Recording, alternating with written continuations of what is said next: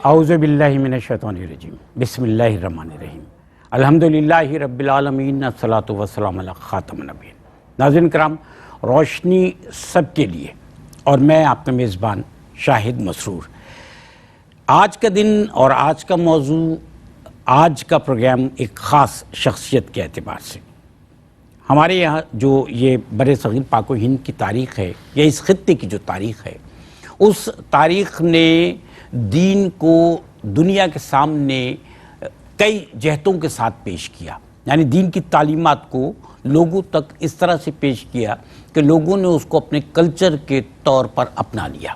اور یہ بہت ضروری ہوتا ہے کیونکہ ہم مسلمان ہیں، ہماری ثقافت ہمارے دین سے مطابقت رکھنے والی ہونی چاہیے۔ ہم جو کچھ کر رہے ہیں، ہمارا معاشرتی سیٹ اپ جو ہے، اس میں اللہ تعالیٰ کی وحدانیت کا اظہار ہمارے عمل سے ہونا چاہیے کہ ہم اس پر یقین رکھتے ہیں اور آپ صلی اللہ علیہ وسلم سے محبت اور آپ صلی اللہ علیہ وسلم کی سنت کی ادائیگی کا جو عمل ہے، مظاہرہ ہے، وہ بھی ہماری معاشرت میں ہمارے عمل کی نسبت سے موجود ہونا چاہیے۔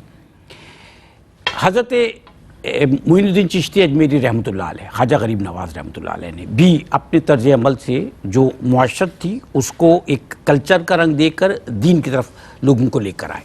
اور اگر دیکھا جائے تو اسپریچولی جو موٹیویشنل پوئٹری ہو، اسپیچز ہوں، رائٹنگ ہو، اس کے تحت ایک خاص جو مذہب کا رنگ ہماری معاشرت میں شامل ہوا، اس میں حضرت امیر خسرو رحمۃ اللہ علیہ کا بھی بہت بڑا کام، نام اور کردار ہے۔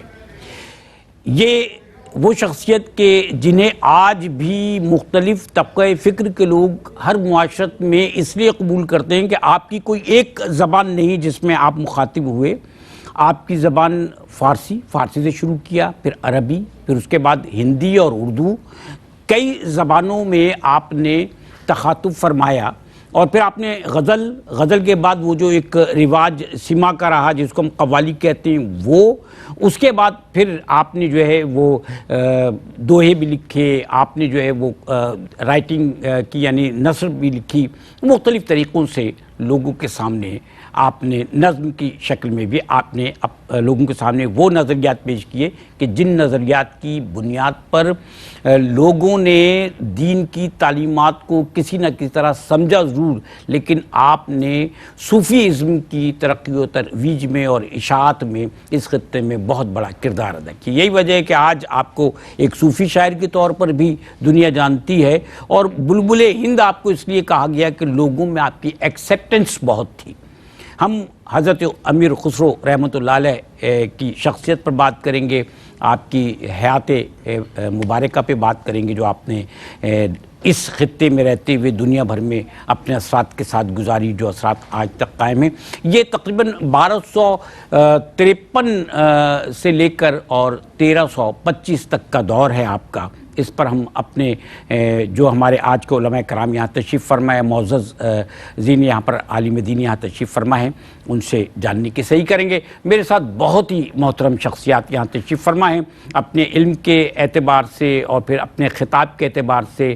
علم وہ کہ جو لوگوں تک پہنچانے کے انسان کو ڈھنگ آتا ہو، طریقہ آتا ہو، محبت سے بات لوگوں تک پہنچانے کا سلیقہ رکھتے ہیں محترم مفتی ارشاد حسین سعیدی صاحب۔ السلام علیکم سر۔ وعلیکم السلام ورحمۃ اللہ وبرکاتہ۔ ماشاءاللہ۔ دوسری شخصیت ہمارے ساتھ جو تشریف فرما ہیں، آپ بھی دونوں شخصیت ہمارے ساتھ تشریف فرما، آپ استاد کے مرتبے پر فائز ہیں، اداروں کو چلا رہے ہیں، طلبہ اور طالبات کو، نوجوانوں کو، نسل کو تیار کر رہے ہیں دین کے اعتبار سے۔ آپ کی شخصیت بھی وہی ہے، اور وہی بات کہ دین کا علم سلیقے سے، قرینے سے، محبت سے منتقل کرنا۔ ہمارے ساتھ تشریف فرمایا خرم اقبال رحمانی صاحب۔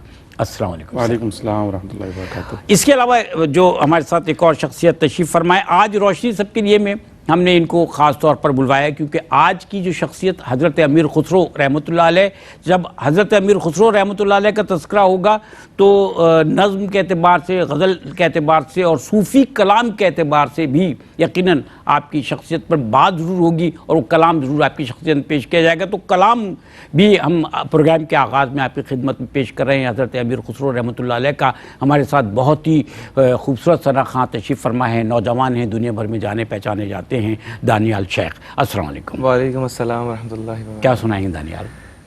حضرت امیر خسرو رحمۃ اللہ علیہ کا ایک بہت ہی خوبصورت کلام، اور بڑا مشہور کلام ہے۔ جی ہاں، ارشاد فرمائیے گا۔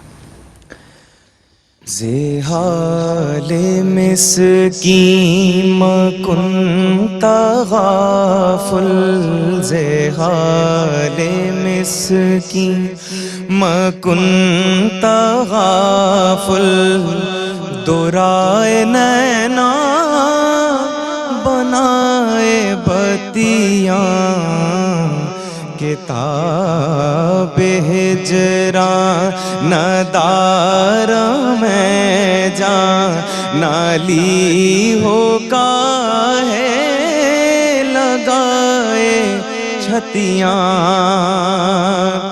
شبان ہجراں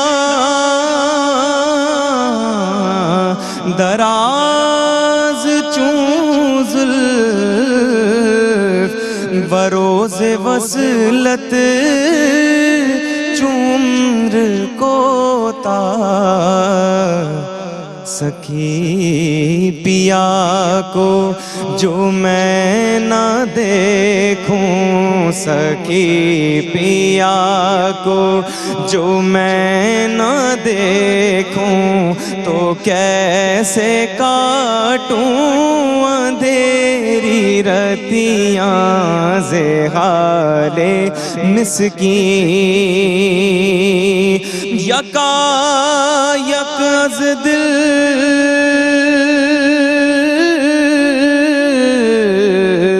دو چشم جادو، بصد فریبم ببرد تسکین، کسے پڑی ہے جو جا سناوے ہمارے پی کو ہماری بتیاں، زحال مسکین چون شمع سوزاں،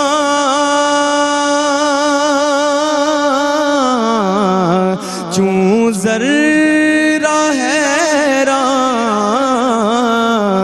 ز مہر آماں بگوشتم آخر، نہ نیند نینا نہ انگ چینا، نہ نیند نینا نہ انگ چینا، نہ آپ آوے نہ بھیجے پتیاں، نہ نیند نینا بحق روزے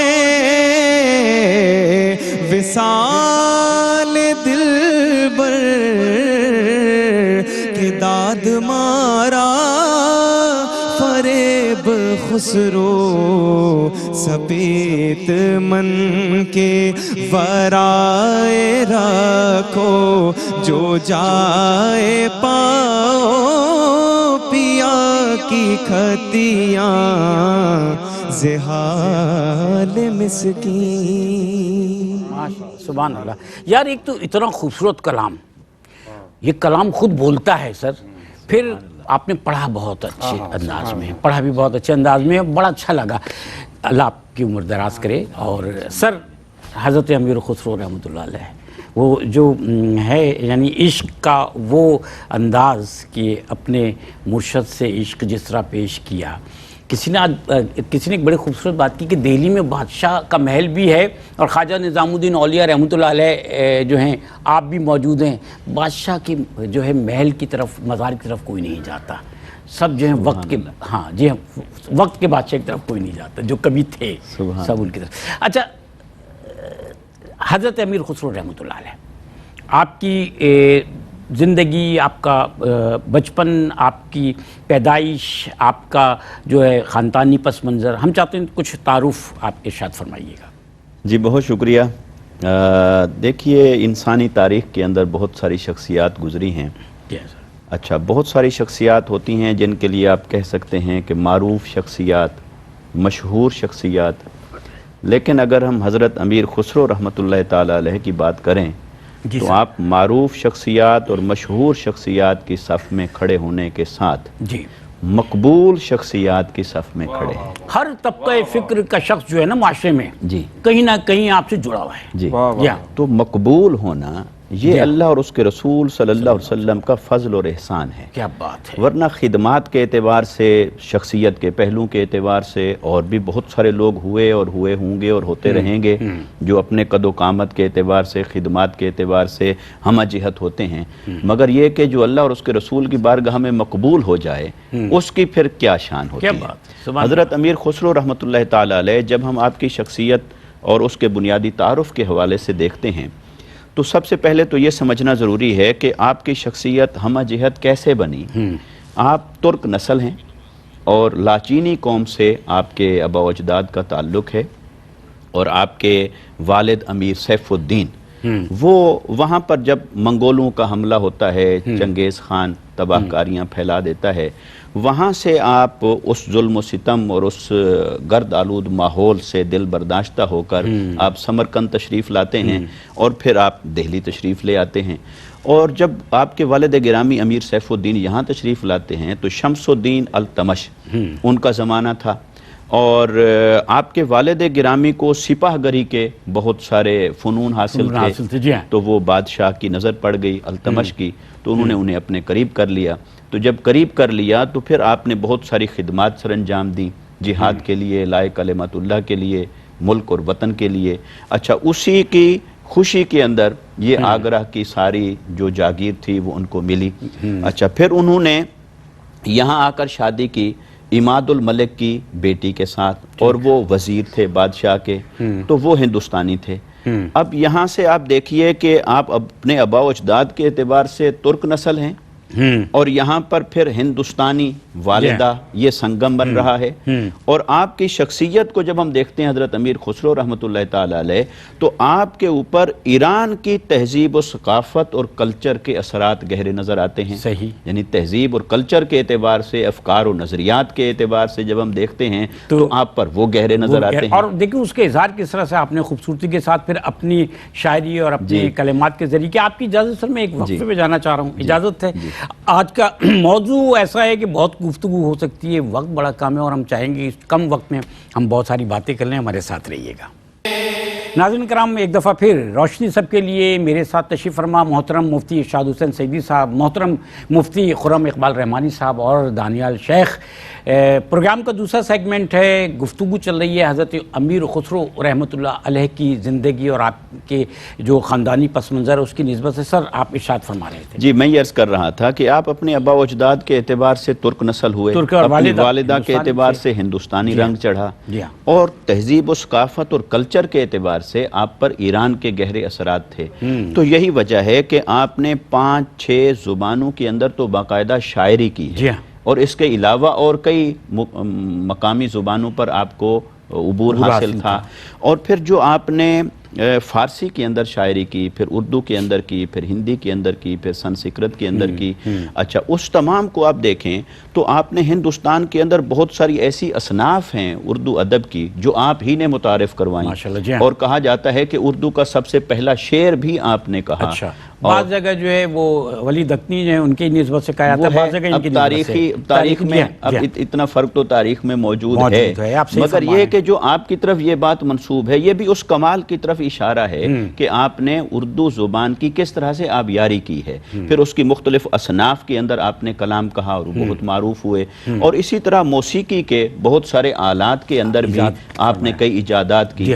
मगर इस वक्त हम जो उनका जिक्र खैर करने के लिए जमा हैं उसमें उर्दू अदब के लिए जो उनकी खिदमात हैं वो भी सर आँखों पर, जो आपने फ़ारसी में जो कुछ कहा लिटरेचर वो भी सर आँखों पर, तारीख़ और कसीर कुतुब के आप मुसन्निफ़ हैं वो सारी खिदमात आपकी सर आँखों पर। मगर आपका सबसे बड़ा तारुफ वो तसव्वुफ़ में हज़रत ख्वाजा निज़ामुद्दीन औलिया रहमतुल्लाह ताला अलैह के साथ हुआ और ये वही उनकी निस्बत है जो आज आपको मुझे यहाँ बिठाकर तो उनका जिक्र खैर करने की तरफ माइल कर रही है। किसी ने हज़रत अमीर खुसरो रहमतुल्लाह अलैह से पूछा कि इश्क में इतने मसाइब क्यों हैं, तो आपने जवाब ये दिया ताकि हर शख्स जो है वो इश्क का दावा ना कर सके। तो हज़रत ख्वाजा निज़ामुद्दीन औलिया रहमतुल्लाह अलैह से आपका इश्क। सर, हज़रत अमीर खुसरो रहमतुल्लाह अलैह का जो इल्मी ज़ौक़ है और तालीमी सफ़र है वो इरशाद फरमाइए। بسم اللہ الرحمن الرحیم والصلاة والسلام علی رسولہ الکریم اما بعد. معدن صدق و وفا ابو الحسن طوطی ہند حضرت امیر خسرو رحمۃ اللہ تعالی علیہ، آپ کی شخصیت کے حوالے سے جس طرح آپ نے ارشاد فرمایا، قبلہ مفتی صاحب ارشاد فرما رہے تھے، ہمہ جہت شخصیت، اور جس کیفیت میں دیکھیں آپ اپنے کمال میں عروج پر نظر آتے ہیں. کیا بات ہے، یعنی کمال میں بھی عروج ہے، اور ایسا عروج ہے کہ ہر شخص آج بھی آپ کی ذات سے اکتساب فیض کر رہا ہے. کیا بات ہے، اور وہ کسی بھی جہت میں اکتساب فیض کرنا چاہے. اور پھر یہ جس طرح مفتی صاحب نے ارشاد فرمایا نا کہ مشہور و معروف اور مقبول، یہ جو مقبولیت کی سند ہے یہ حضرت محبوب الہی کی بارگاہ سے ملی ہے، چونکہ آپ محبوب الہی کے محبوب ہیں. تو جو محبوب الہی کا محبوب ہوا پھر وہ سب کا محبوب ہو گیا، سب کی آنکھوں کا تارہ ہو گیا، اور آج بھی الحمدللہ سب کی آنکھوں کا تارہ ہیں. ان کی نسبت سے ہم سب یہاں پر موجود ہیں. تو جہاں ان کی تمام تر جہاد پہ ہم بات کر رہے ہیں، وہیں ان کا علمی ذوق اور جو تعلیمی سفر ہے وہ بھی بڑا منفرد ہے. ارشاد. ویسے تو آپ کے جو تعلیمی سفر میں دو جو شخصیات ہیں بڑا ان کا گہرا اثر نظر آتا ہے. سب سے پہلے آپ کے نانا جان عماد الملک، جن کا ذکر ابھی آیا، ان کی شہزادی سے آپ کے والد گرامی نے نکاح کیا تھا. تو حضرت خواجہ امیر خسرو دہلوی رحمۃ اللہ علیہ کا جو تعلیمی سفر ہے اس میں سب سے زیادہ کردار آپ کے نانا جان کا رہا. یعنی ابتدائی تعلیم سے لے کر تکمیل کے مراحل تک آپ انہی کی زیر تربیت رہے. سب سے زیادہ اکتساب فیض، علم کا فیضان وہیں سے آپ کو ملا ہے، نانا جان سے، عماد الملک سے. اچھا، آپ کے نانا جان بھی حضور خواجہ نظام الدین اولیاء کے خلفاء میں سے تھے، تو وہ روحانی فیضان خواجہ نظام الدین اولیاء کا نانا جان کے توسط سے پہنچا. اور پھر جب خواجہ نظام الدین اولیاء علیہ رحمہ کی بارگاہ میں پہنچے تو وہاں سے بھی ماشاءاللہ براہ راست اکتساب فیض کرنا شروع کیا، ان کے زیر سایہ رہے. خود حضور خواجہ محبوب الہی رحمۃ اللہ تعالی علیہ، آپ کا تعلیمی اور علمی ذوق ایسا تھا کہ آپ کا جو کتب خانہ تھا غیاث پور میں سب سے بڑا کتب خانہ تھا، اور اپنے زمانے کے بڑے بڑے فضلاء آپ کی بارگاہ میں حاضر ہوا کرتے تھے. اور آپ سفر کے اندر بھی اپنی پسندیدہ کتابوں کو ساتھ لے جایا کرتے تھے. کتاب نہ ہو تو سفر نہیں ہوا کرتا تھا. تو یہی تربیت جب حضرت خواجہ امیر خسرو کی فرمائی تو آپ پر بھی علمی ذوق وارد ہوا، اور ایسا علمی ذوق وارد ہوا کہ آپ کلام بھی لکھنے لگے، نثر بھی لکھنے لگے، نظم بھی لکھنے لگے.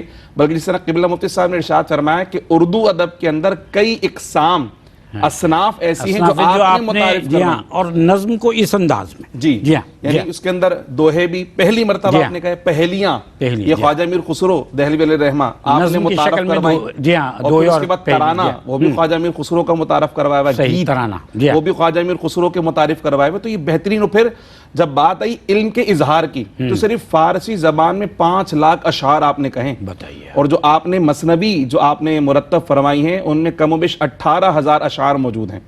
اور آپ کی جو کتب ہیں وہ امہات کا درجہ رکھتی ہیں، یہاں تک کہ بعد میں جتنی تاریخیں لکھی، تاریخ فیروز شاہی، تاریخ قاسم فرشتہ نے جو تاریخ فرشتہ لکھی، تو آپ سب نے خواجہ امیر خسرو سے اکتساب فیض کیا ہے. صحیح. اور پھر جب آپ نے ہندوستان کی جمالیات کی بات کی تو کوئی ایک شے ایسی نہیں چھوڑی جس کا حسن اور جمالیات آپ نے اپنے اشعار کے اندر بیان نہ کیا ہو.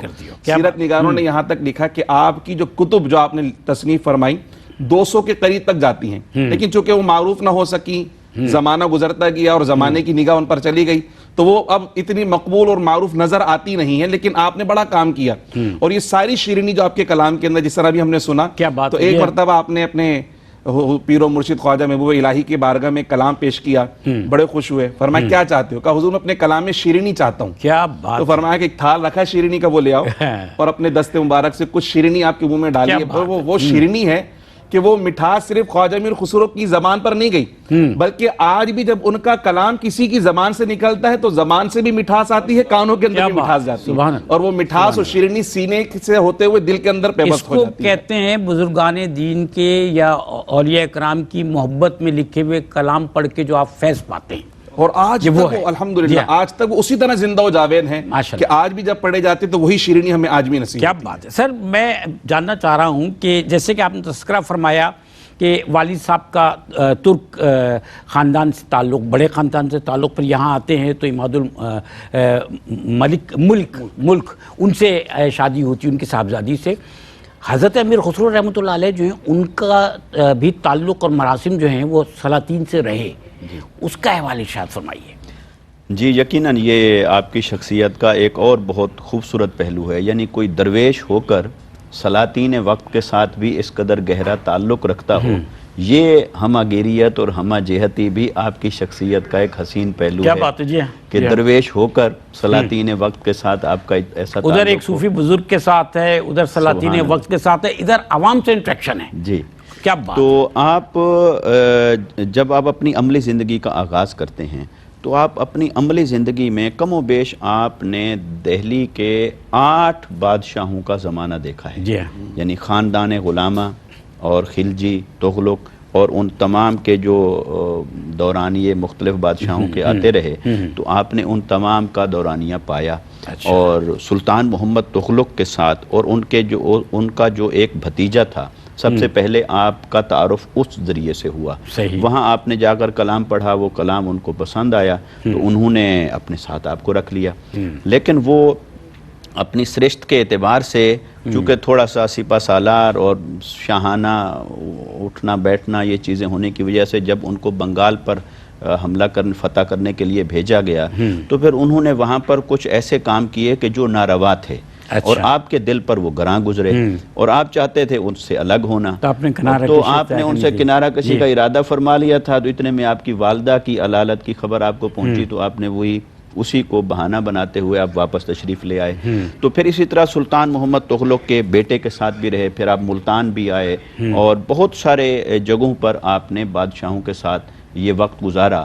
اور انہوں نے آپ کی یوں قدردانی کی کہ ایک بار تو آپ کے اشعار اور ان چیزوں کے اعتراف کے اندر آپ کو یعنی ہاتھی کے برابر تولا گیا سکوں میں، اور وہ آپ کو عطا کیے گئے اور حتیٰ کہ وہ آپ نے لیے، مگر درویشانہ وصف کیا تھا وہ سارے کا سارا اللہ کی راہ میں آپ کو لوٹا دیا. اور اسی طرح اور بھی کئی بار آپ کو شاہان وقت کی طرف سے، سلاطین وقت کی طرف سے بڑے بڑے تحائف ملے، مگر وہ سب بھی آپ نے اپنی درویشی درویشانہ ایک تو آپ کی طبیعت، پھر کیونکہ آپ ایک صوفی بزرگ کے ساتھ اپنی زندگی گزار رہے ہیں، ان کے زیر تربیت ہیں، سلوک کی منزل ہے یہ بھی. تو ناظرین کرام حاضر ہوتے ہیں، گفتگو اس سلسلے کو دراز کریں گے، ہمارے ساتھ رہیے گا. ناظرین کرام، روشنی سب کے لیے آج کا خاص پروگرام حضرت امیر خسرو رحمۃ اللہ علیہ کی شخصیت کے حوالے سے، آپ کی علمی خدمات کے حوالے سے، آپ کا جو صوفیانہ ایک طریق ہے اس پر ہم گفتگو کر رہے ہیں. آپ کی محبت اپنے شیخ کے ساتھ، اور اس محبت کی نسبت سے ہی میں جاننا چاہوں گا آج کی جو ہمارے علماء کرام سے جو تشریف فرما ہیں. محترم مفتی ارشاد حسین سیدی صاحب ہمارے ساتھ موجود ہیں، محترم مفتی خرم اقبال رحمانی صاحب، اور ہمارے ساتھ دانیال شیخ بھی موجود ہیں. سر، حضرت امیر خسرو رحمۃ اللہ علیہ جو ہیں، ان کی محبت سلطان المشائخ محبوب الہی حضرت نظام الدین خواجہ نظام الدین اولیاء رحمۃ اللہ علیہ سے دنیا بھر میں اس محبت، اس عشق، یعنی اپنے مرشد کے ساتھ جو عشق کا طریق ہے اس پر بات ہوتی ہے. آپ دونوں کا جو تعارف ہوتا ہے، آپ دونوں ایک دوسرے کو دیکھتے ہیں، اس واقعات، وہ معاملات کیا تھے سر؟ حضرت خواجہ امیر خسرو دہلوی رحمۃ اللہ تعالی علیہ کی شخصیت کا نمایاں پہلو اور آپ کی جو پہچان ہے وہ حضور خواجہ نظام الدین اولیاء علیہ رحمہ کی نسبت کے ساتھ ہی ہے. یعنی محبوب الہی نے ہی آپ کو پروان چڑھایا اور محبوب الہی کی نسبت سے سارے جہان میں آپ پہچانے جاتے ہیں. تو آپ کا جو تعلق قائم ہوا حضور محبوب الہی علیہ رحمہ سے، ایک تو میں نے آپ سے عرض کی کہ نانا جان بھی آپ کے خلیفہ رہے، پھر ابھی کم سنی میں تھے کہ آپ کے والد گرامی آپ کو اور آپ کے بھائی کو حضور محبوب الہی کی بارگاہ میں مرید کرانے کے لیے لے کر جا رہے تھے. اچھا. تو راستے میں آپ نے اپنے والد صاحب سے پوچھا کہ بھائی مرید تو وہ ہوتا ہے جو ارادہ کرے بیعت کرنے کا، میں نے تو ارادہ ہی نہیں کیا، تو آپ مجھے زبردستی مرید کیسے کروا سکتے ہیں؟ اچھا. تو میں تو نہیں ہوں گا مرید. کیا بات ہے. آپ کے بڑے بھائی سے جب پوچھا کہ انہوں نے بولا والد صاحب سے جو آپ نے فیصلہ کیا یقیناً ٹھیک ہی کیا ہوگا. آپ وہ خانقاہ کے اندر چلے گئے اور امیر خسرو بھی کم سنی میں ہی ہیں، آپ خانقاہ کے باہر بیٹھ گئے اور باہر بیٹھ کر دل میں خیال ہے کہ میں ایک شعر ترتیب دے رہا ہوں اپنے ذہن میں فارسی زبان میں، اگر اس کا جواب، اگر یہ اللہ کے ولی ہیں تو اس کا جواب بھیجیں گے اور پھر میں اس پہ فیصلہ کروں گا کہ میں نے بیعت ارادت کرنی ہے کہ نہیں کرنی.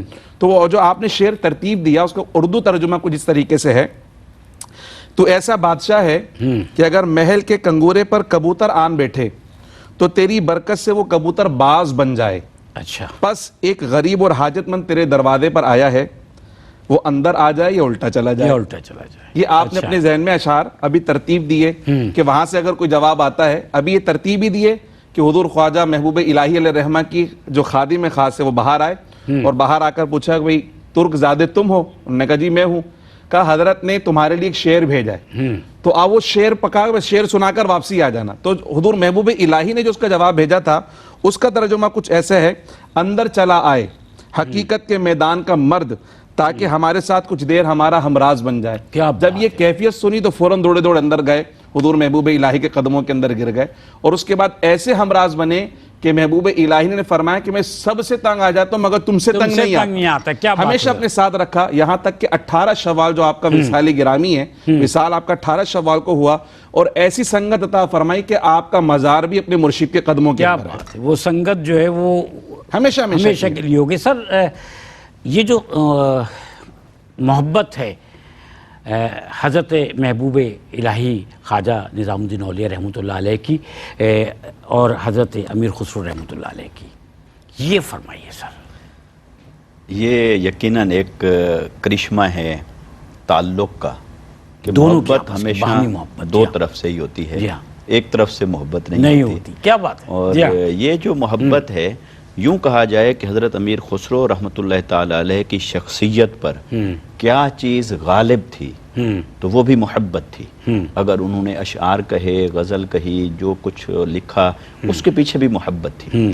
تو جب آپ محبت کا پیکر بن کے مرید ہوئے حضرت خواجہ نظام الدین اولیاء رحمۃ اللہ تعالی علیہ کے، تو پھر ایسے ہوئے کہ مرید نہ ہوئے بلکہ مراد ہو گئے۔ کیا بات ہے۔ انہوں نے بھی پھر شفقت کی انتہا کر دی، انہوں نے بھی محبت کی انتہا فرما دی، انہوں نے اپنی غلامی کے تقاضے نبھائے، انہوں نے اپنے مربیانہ تقاضے ادا فرمائے، اور یوں ایک ایسا رشتہ قائم ہوا دونوں کے درمیان محبت کا، ادب کا، احترام کا، اور وہ روحانی ترقی اور کمال کی طرف بھی آپ کو لے گیا، اور وہی وجہ شہرت اور وجہ قبولیت بنی، حتیٰ کہ حضرت محبوب الہی خواجہ نظام الدین اولیاء رحمۃ اللہ تعالی علیہ آپ یہ فرمایا کرتے تھے کہ اگر اللہ رب العزت نے میرے سے یہ پوچھا کہ تم بتاؤ تم دنیا میں رہے اور زندگی بھر کی کمائی کیا ہے، کیا کر لائے، تو میرے جتنے اعمال ہیں باقی ان میں سے جو میں اللہ کے حضور پیش کرنا چاہوں گا، میں یہی عرض کروں گا کہ میں نے امیر خسرو جیسی شخصیت کی پرورش کی، میں نے ان کو یہ بنایا۔ یہ کتنی بڑی بات ہے۔ اور آپ یہ فرمایا کرتے تھے کہ اگر ایک قبر میں 2 لوگوں کے دفن ہونے کو شریعت نے جائز کیا ہوتا تو میں یہ کہتا کہ ہمیں ایک قبر میں دفن کیا جائے۔ تو یعنی حضرت امیر خسرو رحمۃ اللہ تعالی علیہ نے آپ نے اپنی فرمانبرداری، محبت اور اطاعت کی شیخ کے ساتھ وہ مثال قائم کی، اور شیخ نے بھی آپ کے ساتھ بے لوث شفقت اور محبت کی مثال قائم فرمائی۔ تو پھر یہی وجہ ہے کہ جب دونوں طرف سے یہ رشتہ اخلاص پر، محبت پر مبنی ہو تو اس کا ثمر ہوتا ہے، اس کا پھل ہوتا ہے۔ اور آج ہم فی زمانہ جب ہم دیکھتے ہیں تو اگر کہیں مریدین کی طرف سے یا شاگردوں کی طرف سے وہ اطاعت اور اتباع کا جذبہ، ادب اور محبت کا جذبہ کم نظر آتا ہے، تو وہاں ایسے لوگوں کی بھی کثرت ہے کہ جو بظاہر تو مربی اور شیخ اور پیر کے مرید روپ میں ہوتے ہیں، مگر یہ کہ وہ اس کے تقاضے نہیں نبھا پاتے کہ جو اخلاص چاہیے، جو آپ کو ان کی شخصیت کو سنوارنے کے لیے ایک جذبہ چاہیے۔ تو جب ہم دنیاوی اعتبار سے گرد و غبار اور ملاوٹ آ جائے گی تو وہ تاثیر بھی کم ہو جائے گی، لیکن یہ وہ ہستیاں تھیں کہ جنہوں نے رہتی دنیا تک آنے والوں کو مثال دے دی، نمونہ دے دیا کہ مرید بننا ہے تو امیر خسرو جیسے بنو، اور شیخ بننا ہے تو حضرت خواجہ محبوب الہی نظام الدین اولیاء جیسے۔ کیا بات ہے، کیا بات ہے، سبحان اللہ۔ بہت شکریہ محترم مفتی ارشاد حسین سعیدی صاحب آپ کا، محترم مفتی خرم اقبال رحمانی صاحب آپ کا بہت شکریہ، دانیال شیخ آپ کو بھی بہت شکریہ ماشاءاللہ سے۔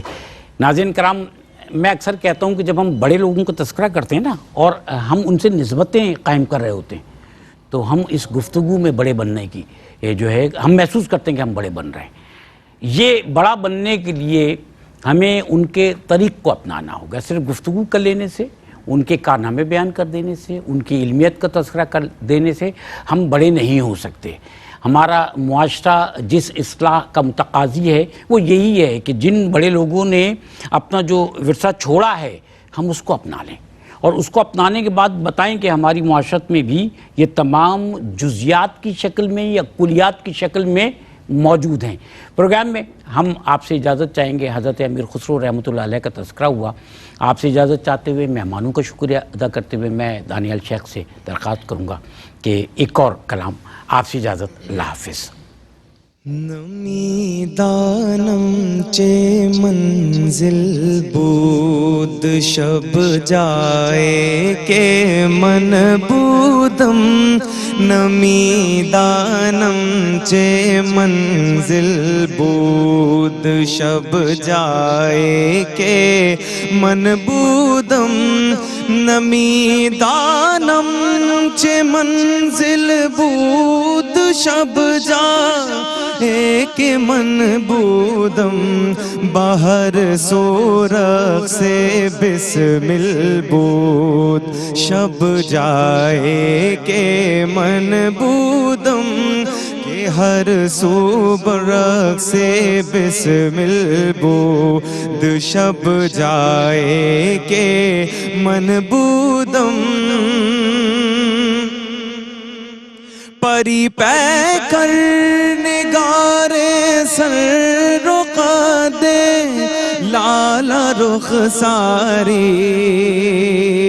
پری پے کر نگارے سر رقا دے لالا رخ سارے سراپا آفت دل بود شب جائے کے من بودم سراپا آفت دل بود شب جائے کے من بودم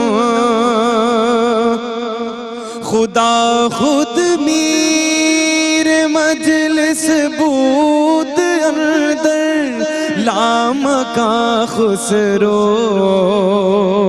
خدا خود میر مجلس بود اندر لامکاں خسرو محمد شمع محفل بود شب جائے کے من بودو محمد شمع محفل بود شب جائے کے من بودم نمی دانم چے منزل بود شب جائے کے من بودم باہر سورخ سے بسمل بود شب جائے کے من بودم پری پے کر نگارے سر رقا دے لالا رخ ساری